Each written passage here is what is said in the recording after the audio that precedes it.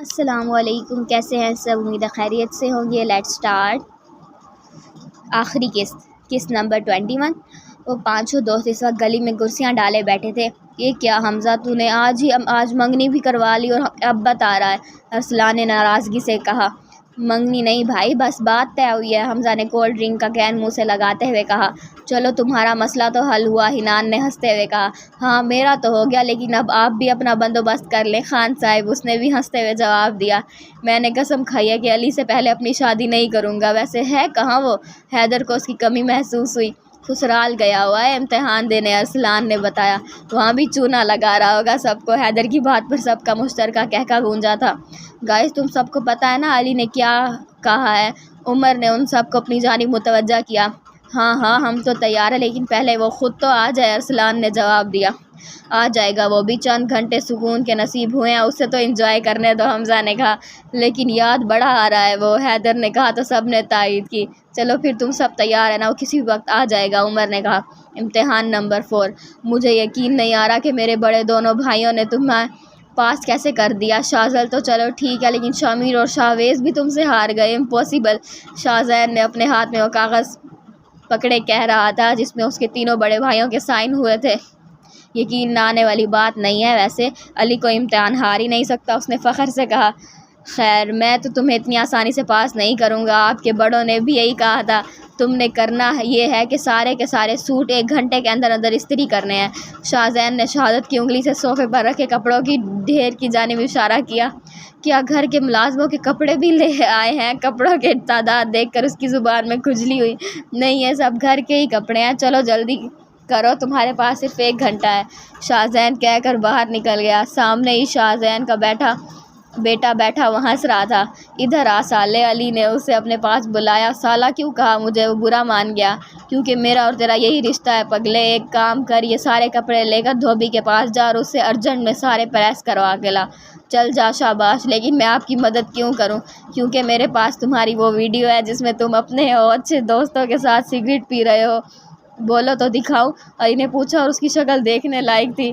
بلکہ میں تمہیں کیوں دکھاؤں؟ تمہارے ابا کو واٹس ایپ کر دیتا ہوں، وہ خود ہی دیکھ لیں گے۔ علی نے جیب سے موبائل نکال لگا۔ نہیں علی بھائی، میں جا رہا ہوں اسے لے کر۔ وہ جلدی سارے کپڑے ایک موٹری میں باندھنے لگا۔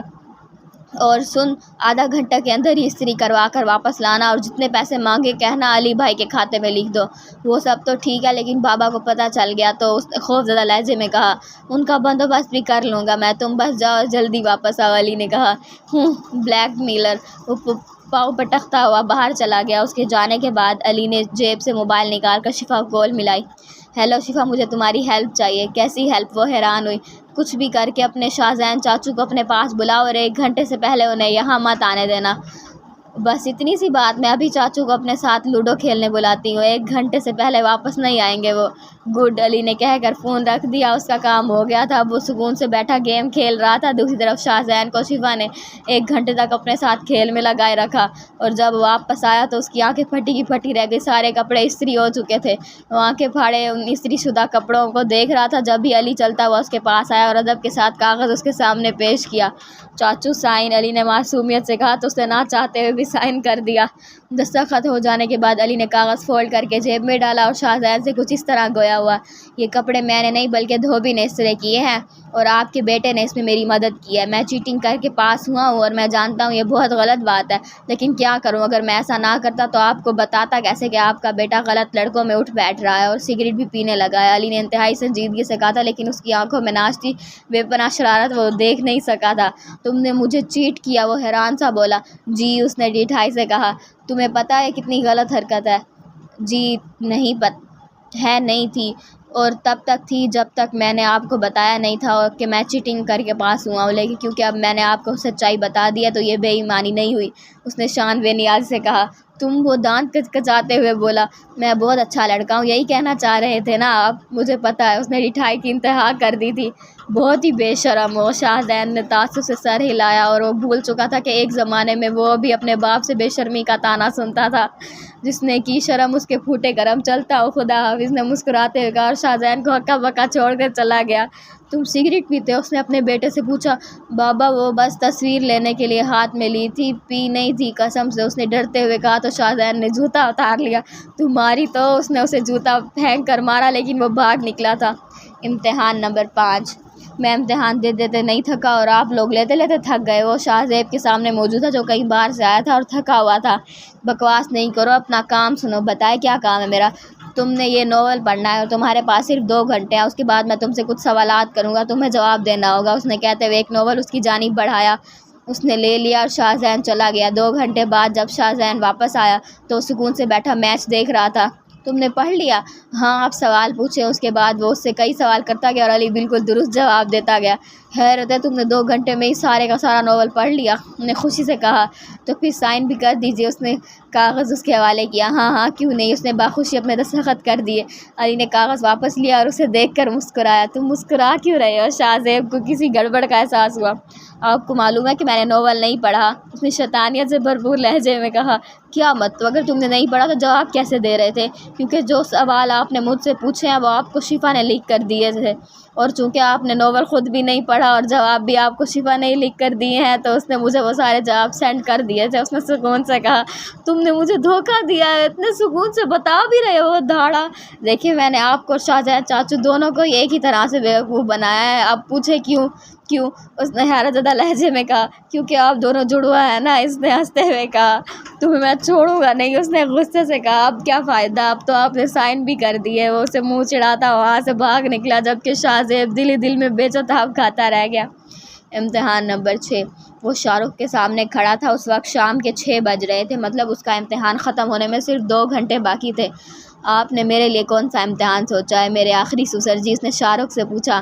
یار سچ کہوں تو میں نے تمہارے لیے کوئی امتحان نہیں سوچا، اس نے صاف گوئی سے بتایا۔ تو پھر آپ یہاں اپنے سائن کر دیں۔ کیوں؟ کیونکہ میں نے آپ پر ایک احسان کیا ہے۔ پتہ ہے مجھے تم کون سے احسان کی بات کر رہے ہو، اور سچ پوچھو تو وہ کوئی احسان نہیں تھا۔ جوڑے تو آسمانوں پر بنتے ہیں، اس نے سکون سے کہا۔ بے شک آسمانوں پر بنتے ہیں، لیکن زمین پر تو میں نے ہی ملایا ہے نا۔ اگر میں نہ ہوتا تو آپ دونوں نے آسمانوں پر ہی ملنا تھا۔ علی کی حاضر جوابی پر اس کا منہ کھلے کا کھلا رہ گیا تھا۔ جلدی سائن کر دے، صبح سے اپنے دوستوں سے نہیں ملا۔ علی نے کاغذ اسے دیا۔ تم سے کوئی نہیں جیت سکتا، شاہ رخ نے اعتراف کیا اور کاغذ پر اپنے سائن کر دیے۔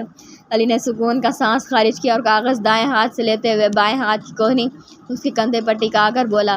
سنو سسر جی، سنو سسر جی، سنو سسر جی، اب ضد چھوڑ دو، مان لو میری بات۔ اس نے گانا ادھورا چھوڑ کر دروازے کی طرف اشارہ کیا تو شاہ رخ نے دروازے کی طرف دیکھا جہاں ڈھول کی تھاپ پر پورا پلٹن بھنگڑے ڈالتا ہوا آ رہا تھا۔ حمزہ، حیدر اور ارسلان بھنگڑے ڈال رہے تھے، ساتھ میں ہنان کو بھی گھسیٹ لیا تھا۔ عمر ان لوگوں کی ویڈیو بنا رہا تھا۔ علی بھی بھاگ کر ان کے پاس گیا اور بھنگڑے ڈالنے لگا۔ دلہن تو جائے گی دولہے راجا کے ساتھ، دلہن تو جائے گی دولہے راجا کے ساتھ۔ شاہ رخ ہنستے ہنستے رکوع میں چلا گیا تھا۔ گلی سے گزرتے لوگ رک رک کے یہ منظر دیکھ رہے تھے۔ یہاں کیا ہو رہا ہے؟ کسی آدمی نے رک کر عمر سے پوچھا۔ ڈانس، اس نے ویڈیو بناتے ہوئے جواب دیا۔ وہ تو مجھے بھی دکھ رہا ہے، لیکن ہو کس خوشی میں رہا ہے؟ علی کے سسرال والوں نے اس کا رشتہ قبول کر لیا ہے۔ صرف رشتہ قبول کرنے کی خوشی میں اتنا دھمال؟ بارات لے کر جائے گا تو تب کیا کرے گا؟ وہ آدمی گرتے گرتے بچا۔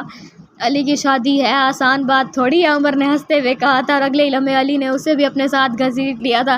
اب وہ سب بھنگڑے ڈال رہے تھے، صرف علی کے اندر یہ صلاحیت تھی کہ وہ بے جان محفل کو بھی کشت زعفران بنا دیتا تھا۔ سنو سسر جی، اب ضد چھوڑ دو، مان لو میری بات۔ دلہن تو جائے گی دولہے راجا کے ساتھ، دلہن تو جائے گی دولہے راجا کے ساتھ۔